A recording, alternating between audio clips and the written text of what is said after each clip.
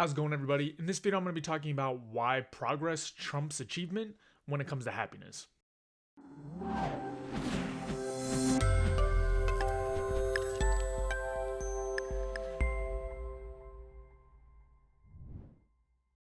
So, many people sort of look to achievements to drive a sense of purpose and happiness, right? They think, oh, once I get this thing done, that's when I'm going to be happy.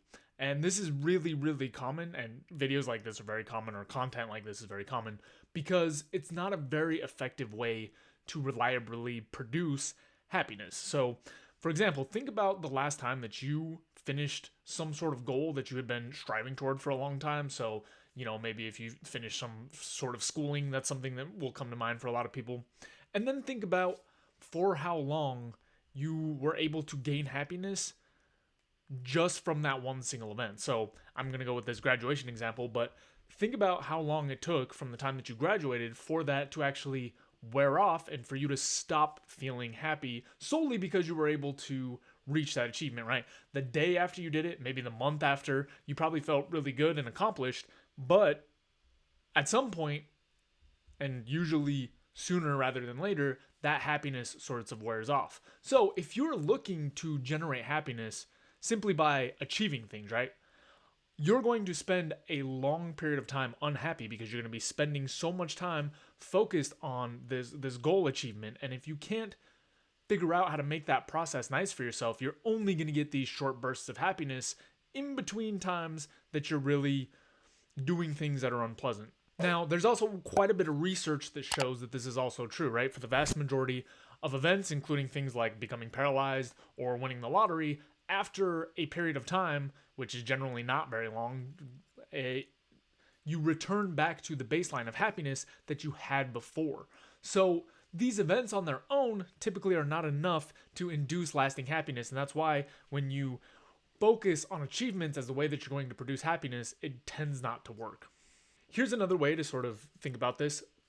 What did you spend most of your time today thinking about, right? More likely than not, if it was, a regular day for you, you were thinking about sort of the things that you needed to get done and actions towards your achievement. You probably spent very little time thinking about, oh, when I was in third grade, I won the spelling bee, right? Those things typically don't come to mind very often unless we're intentionally setting aside time to think about them.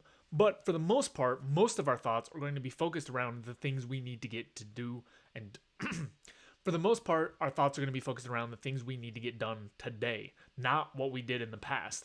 So the problem arises when we're spending a huge amount of our time sort of focusing on improving our happiness through achieving more. When you start to break it down, you recognize that very little of our time is spent sort of evaluating our past accomplishments for our happiness. Instead, we need to figure out how to improve the process for ourselves so that we're able to enjoy the process more. And that's why you hear this sort of rhetoric in a bunch of these sort of, self-help happiness videos, because the majority of the time, that's what we're actually spending our time on, and that's actually what's dictating the sorts of experience that we're having.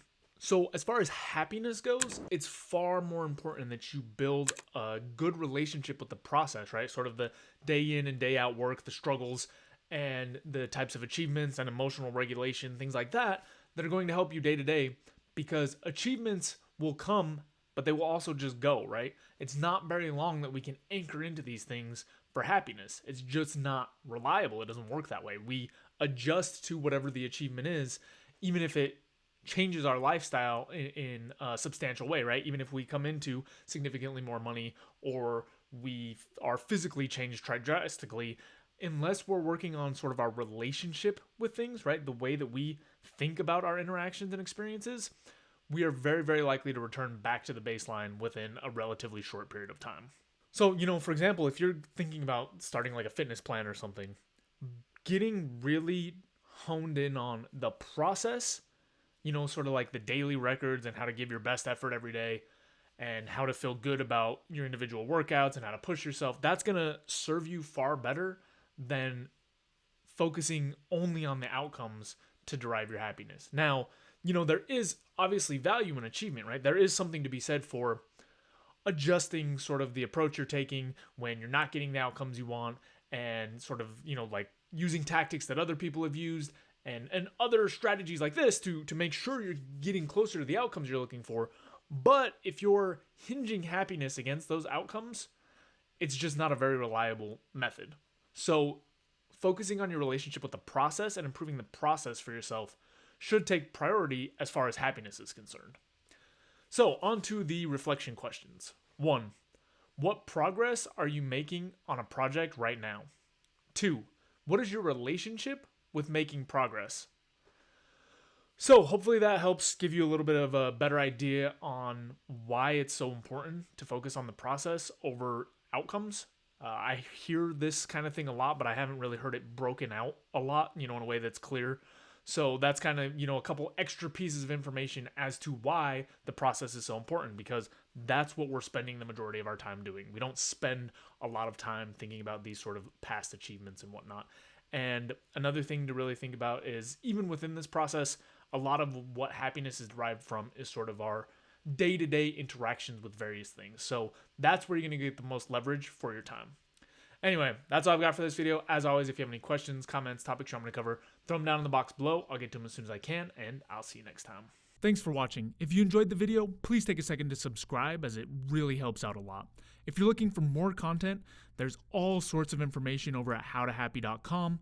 And if you want something a little bit more condensed and concise, I've also written the book Mindscaping, which is essentially a framework for optimizing happiness. So we'll have the link there as well. And that's all I've got. Thanks again. I'll see you next time.